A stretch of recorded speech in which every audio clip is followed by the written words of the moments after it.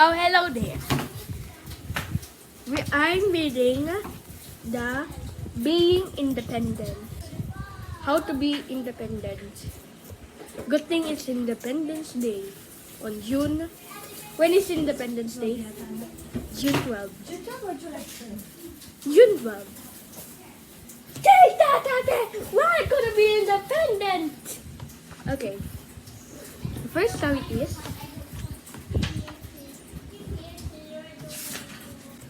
Foraging Benben. This is one of my favorites. Little bird Benben is very lazy. He does nothing but eat, play, and sleeps each day. All his friends went to learn foraging, but he did not go. His friends asked him, Benben, don't you learn with us? Benben said, it's useless to learn those things. I have my parents to give me food. I don't need to learn. But you are a bird. If you can forage, how do you live in the future? The friend continued. Benben said impatiently, I'm too tired of it. No, I just don't learn. I'm going to eat delicious food. His friends shook their heads and sighed. Then they went to practice foraging in water. Benben was tasting delicious food alone, stretching himself from time to time, muttering, Look at how stupid they are. So many delicious food not to eat, but to learn useless things. I don't understand. After a month, all his friends have mastered to forage in water. Benben, wow! How did you get fat? We have mastered the foraging in water. You see, Benben? His friends jumped and said. Benben opened his sleepy eyes and said, You're so noisy. I can't do it, and I won't learn. It's got none of your business. That's what I am. I don't care either. Go away. It's really annoying to disturb my good dream and my delicious food. He helplessly turned around and flew away. Benben yawned and went on to sleep.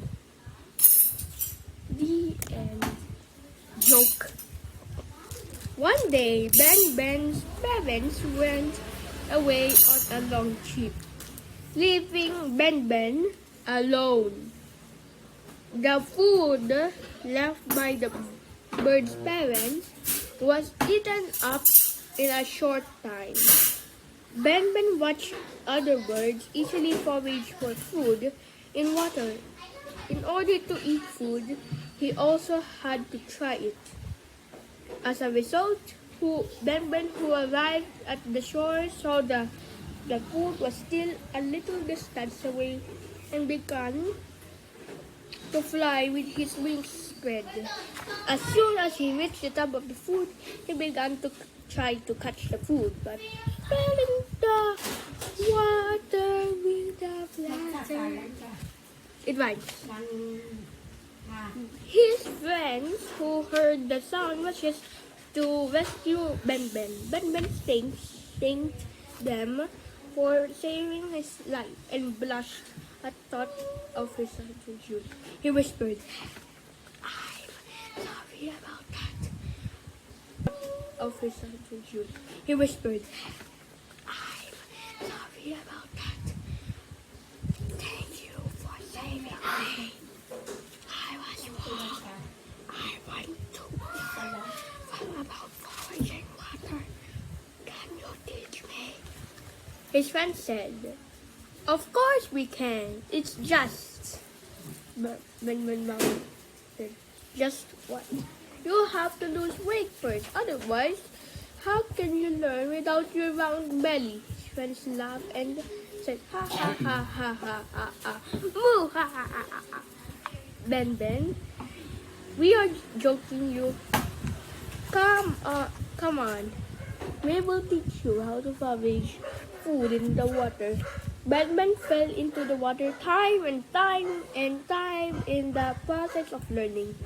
But he did not slacken off and kept practicing. Ben's parents were surprised when they came back.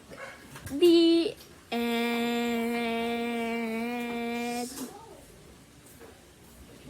Why is it your favorite? Because What's the story all about? it's about being independent.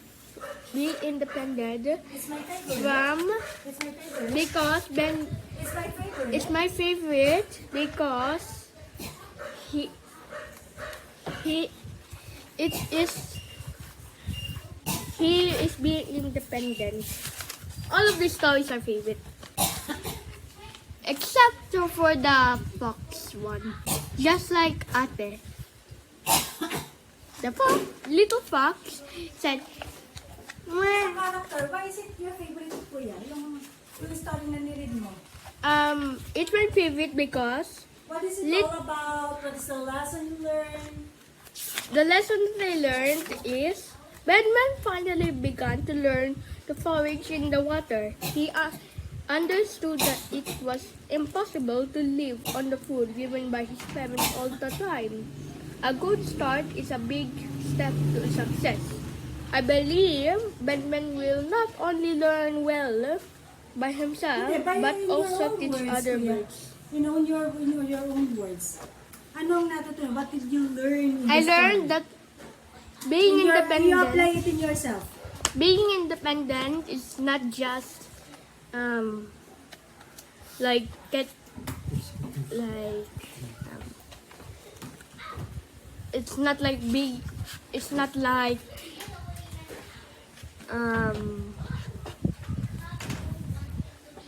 Your own life.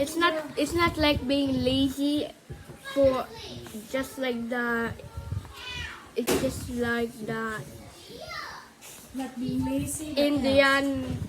It's not just like being lazy and sleep all day, like eating pancakes. What do you mean by being independent? In Is your life, in your life. to act What are you going to do to be independent? is to act for good. Okay, you need to move, you need to act, you need to work for it. Yes, and this book I already learned. It's too good to be true. I love this book. Hindi, in your life, kuya, how can you show being independent? I will help mom and papa. Pala, sige. I will brush my own teeth. I will get my own towel, not just like Ate. She's not independent. And then, the most important thing when it's school time, what are you going to do? Pack my own things And what else? and prepare my own food and also my gadgets. And of course, the most important thing when you are schooling, how are you going to be independent, kuya? Listen to the teacher. And of course, what is the most important thing? When you are a student. What is the most important thing when you are a student? Listen.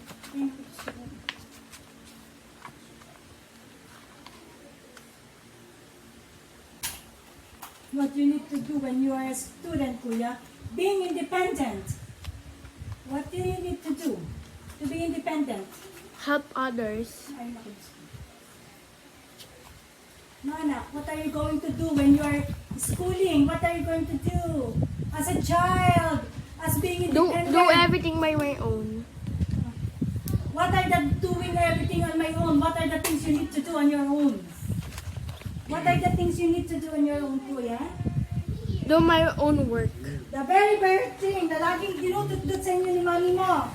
Do my own work. Nako, what? What is your own work? What is work? Ano bang work sa inyo? Study my own. Study on your own. That's the best thing you can do for yourself. As being independent, you study on your own. Okay? That's the most important lesson you have learned. As a student, I have to study on my own. And that's being independent.